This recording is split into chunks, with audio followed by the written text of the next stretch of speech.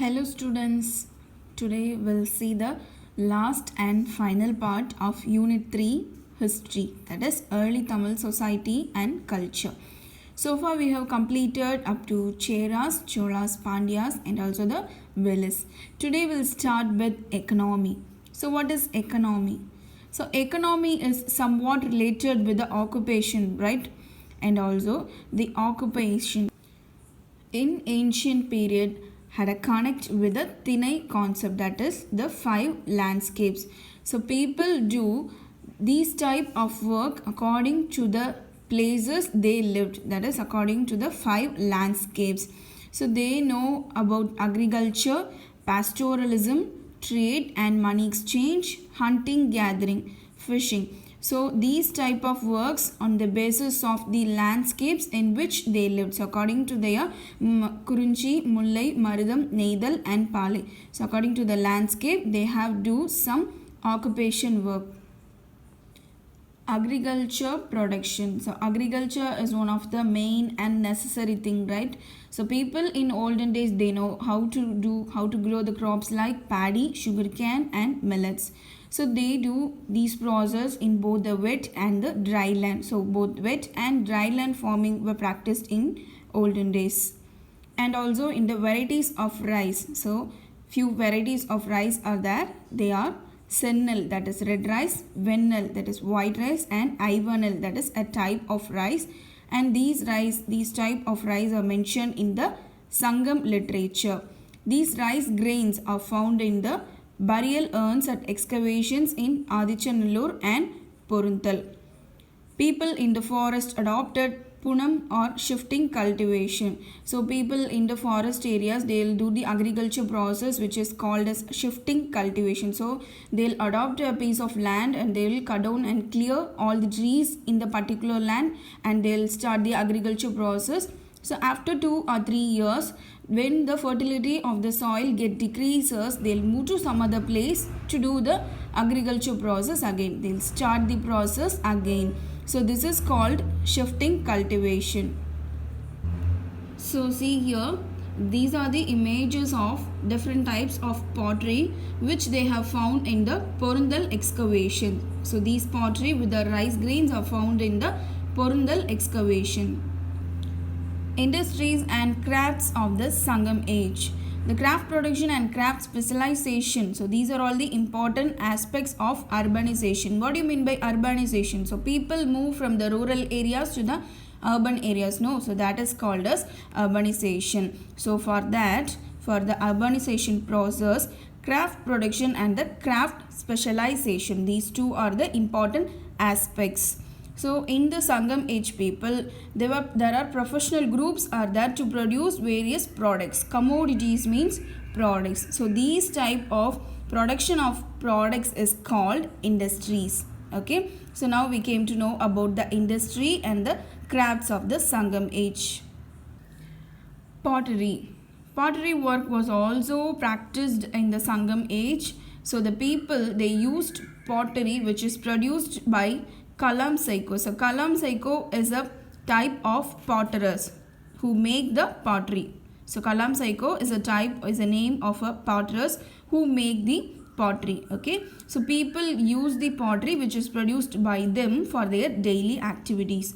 And also the black ware, russet, coated, painted ware, black and red ware potteries were the different types of potteries they used. So they used black and red ware pottery for their daily activities.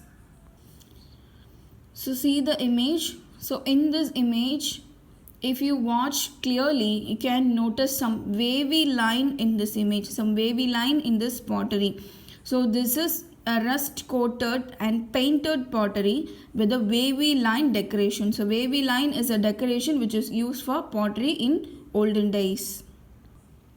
Iron smelting industry. What do you mean by smelting? Smelting means in the Tamil we'll say it as urukkurathu. Okay, so irumbu urukkurathu. Okay, iron smelting industry. So it was an important artisanal activity. So these type of iron smelting, so these work are undertaken in some traditional furnaces, and such furnaces with terracotta pipes and raw ore have been found in many archaeological sites.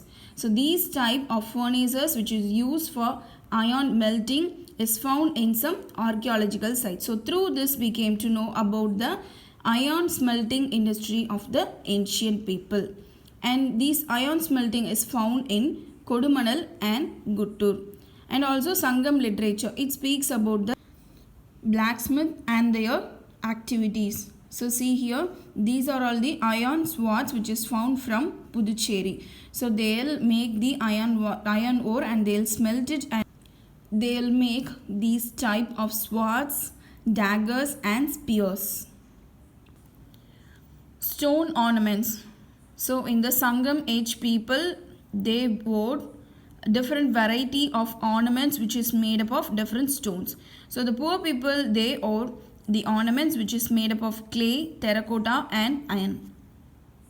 And the rich people, they'll wore the jewelry, the ornament which is made up of precious stones, copper and gold. See here, this is carnelian beads of Sangam age. This is also carnelian beads with etched designs of Sangam age. Okay, and see here, this is gold ornament axe. This is gold pendant which is found in Purundal. This is gold ornaments which is found in the Pattanam, Kerala. Gold jewelry. So Sangam age people, they have the experience to make the gold ornaments and they'll make the gold ornaments from the coins which they get from Roman. So the evidence of gold smelting. So gold smelting has found in the Pattanam in Kerala. And also some gold ornaments are found in Suttukenni, Adichanallur and Kodumanal, and also the towns of Arikemedu, Keeladi and Pattanam in Kerala. So in these places they found the evidence of the gold ornaments which they used in the Sangam age. Glass beads. So Sangam age people have the experience to make glass beads. So they'll take the glass material which is made up of silica and they'll melt it in a furnace and they'll draw it into a long tubes, okay, like a long tube, and they'll cut it down into small beads. So they'll use it according to their needs, according to their ornaments. Arikemedu and Kudikadu near Kudalur. So in these places they found the evidence of glass beads. Pearl fishery and shell bangle. The Pamban coast which is in Rameshwaram is famous for pearl fishery, and also a site has also found the evidence of pearl, that is in Keeladi site. The people in Sangam age, they used to wear the shell bangles. So they will collect the shell from the Pamban island, they'll cut it and they'll make it into a bangle. After that they'll wear it. These are all the bangles which is made up of shell waste. Textile production. So textile production is also important work of the Sangam age people.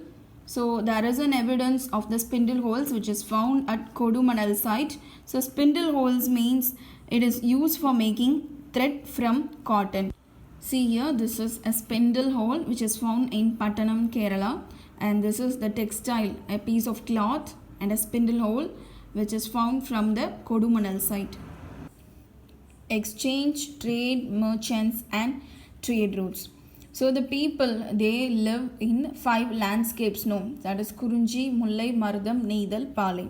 So they will not get all the commodities in the place which they live.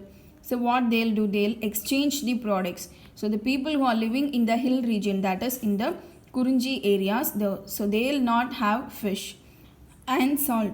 So what they'll do, they'll exchange the products which they produce with the other region people. So they'll exchange it with the coastal region people so that they'll get the fish and salt from the people who are living in coastal region, and the people who are living in coastal region will not get the paddy and they'll get it from other region people. So this is the trade and exchange of people in Sangam age, and this system is known as barter system.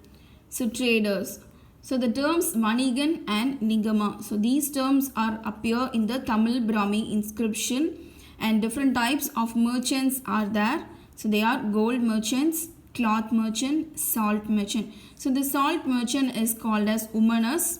So and they travel in bullock carts along with their family. You know what is bullock carts, right?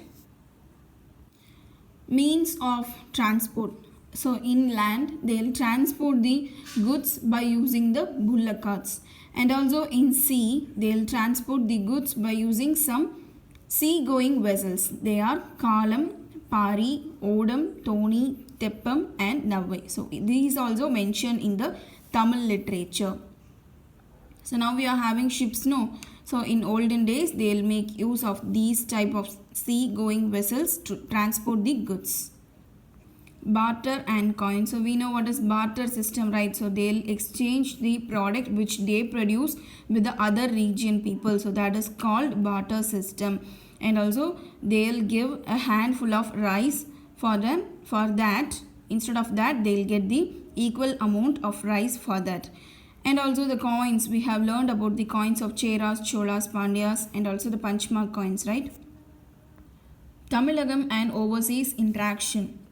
So in the Sangam age people, they'll import and export things from east and west. So they'll export pepper, ivory and precious stones, and they'll import gold, silver, copper and precious stones.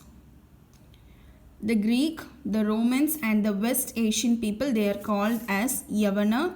So the word Yavana, it derives from the Greek region of Ionia. Tamil Nadu to Red Sea coast, an Indian jar with 7.5 kg of pepper teakwood. So it is in the Tamil Brahmi inscription. So we have already studied, no? So the pepper exported from the western world. And also Indian pottery. So it is found in the Berenike, which is a port on the Red Sea coast of Egypt. Some potteries are found in the Qasr al-Qadim. So it is another port which is located in the north of Berenike in the Red Sea coast. So the pottery, that is Panayuri, Kanan and Katan. So these are found on the pottery. These are the names which is found on the pottery. This is the ceramic jars with pepper which is found in the Berenike. And also they found a stone with the name of Perumpattankal in Thailand. So this stone was used by a person whose name is Perumpattan. So he is a goldsmith and it was a touchstone used to test the purity of gold. This is the Perumpattankal and this is the pottery with the name of Katan. Emergence of towns and ports in the Sangam age. So due to the urbanization, the cities are developed. So they had the brick buildings, roof tiles, ring wells and planned towns, streets and storehouses. And also we had already learned about the port centers, right?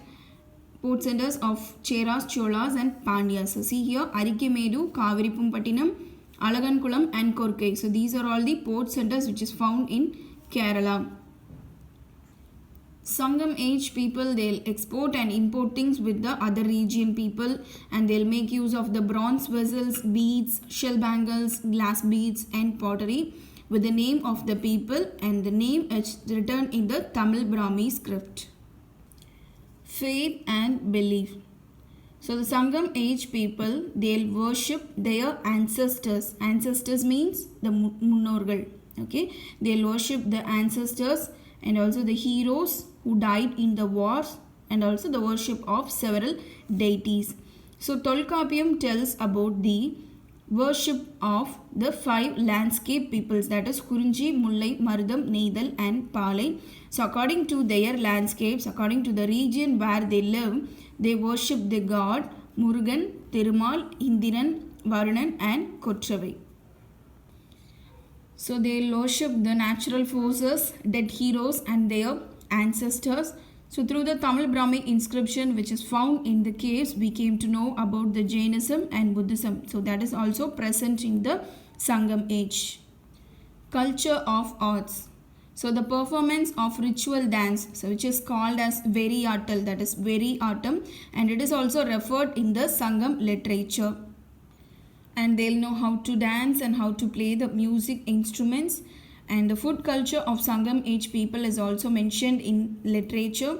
So the women who live in the Sangam age, they'll decorate their eyebrows with the copper rods or the antimony rods. You see here, so copper rods are used for decorating the eyelashes. Thank you, students.